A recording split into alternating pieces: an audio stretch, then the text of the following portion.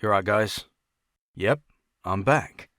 And, well, seeing as this weekend is the release of Pokemon Sword and Shield, I thought we could go with some classics and go with some good old Pokemon Creepypasta.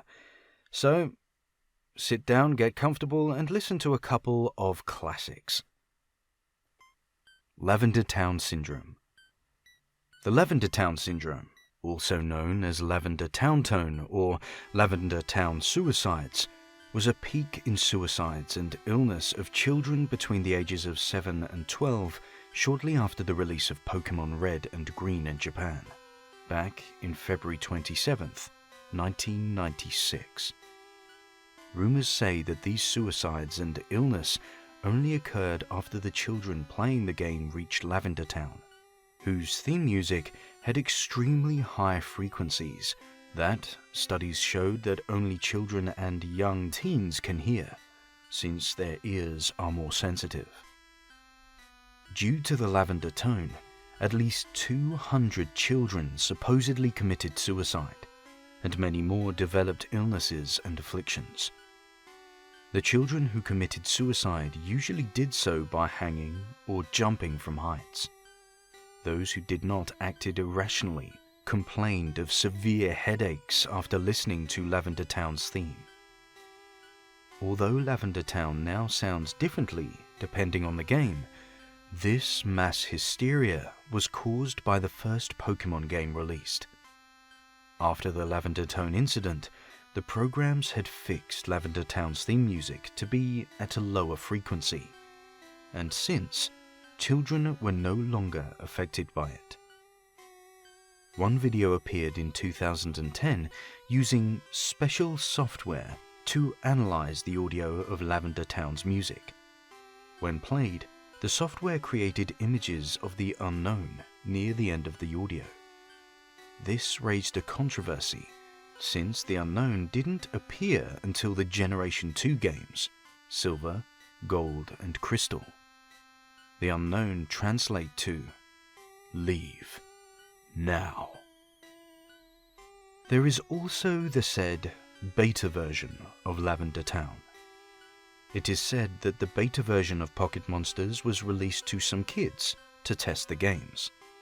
This is the video of the beta version of Lavender Town. Hypno's Lullaby. Come, little children, come with me. Safe and happy you will be. Away from your homes. Now let us run. With Hypno, you'll have so much fun. Oh, little children, please don't cry. Hypno wouldn't hurt a fly. Be free, be free, be free to play. Come down in my cave with me to stay. Oh, little children, please don't squirm. Those ropes, I know, will hold you firm. Hypno tells you this, it's true, but sadly, Hypno lied to you. Oh, little children, you mustn't leave. Your families for you will grieve. Their minds will unravel at the seams, allowing me to haunt their dreams. But surely, all of you must know that it is time for you to go. Oh, little children, you weren't clever.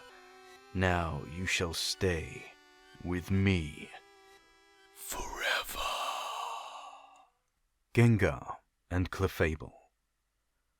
Gengar and Clefable have, through trademarking and beta art, been proven to have been some of the earliest Pokemon made. Coincidentally, they are also some of the first Pokemon when you list the original 151 by index number, with Gengar appearing shortly after Clefable. Also, Clefairy was originally going to be the mascot of Pokemon, instead of Pikachu, so it was going to be a pretty important Pokemon. Gengar is known as the Shadow Pokemon. But what exactly is it a shadow of? Take a picture of Clefable, and then one of Gengar. Their body shapes are almost exactly alike, with the only major difference being that Clefable has a curl for its hair and tail, while Gengar has spikes. However, the shadow of an upright spiral like Clefable's tail would only be a line, or a spike. Now look at their typings. Originally, one of normal type, and the other has ghost type. Due to their immunities, neither of them could hit the other with stab attacks, since they'd just be immune to each other. Now, have you ever tried to hit your shadow? Buried Alive Model.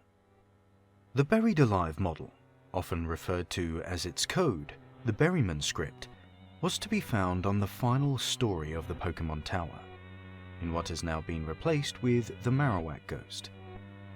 According to the scripts assigned to it, the Buried Alive model was intended to be the boss of the tower.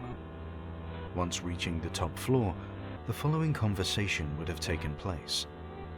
Buried Alive. You're here. I'm trapped. And I'm lonely. So very lonely. Won't you join me? After this, the battle would have been initiated. Once in battle view, the Buried Alive model appears to be a decaying human corpse attempting to crawl out of the ground. It has been programmed to have 2 white hands, a Gengar and a Muk. Strangely enough, a protocol for the Buried Alive's actions after it was defeated were not written. In the case of the player defeating him, the game would freeze. However, a specific ending was written by an unknown programmer upon losing the battle. In this ending, the Buried Alive was to have stated, "Finally, fresh meat," followed by several lines of gibberish. He was to have then dragged the player character into the ground surrounding him. The scene would finish with a typical game over screen. However, in the background, an image of the Buried Alive character devouring the player was to have been shown. Especially strange are the protocols for after this scene. The cartridge was to download this image to the small internal memory contained in the Game Boy, overwriting the title screen that normally accompanied a Game Boy turning on. Instead, whenever it started, the player would view this image as the sound file staticmesh.wav was played. The intended purpose for this effect, unlike many other factors leading towards Lavender Town Syndrome, is unknown.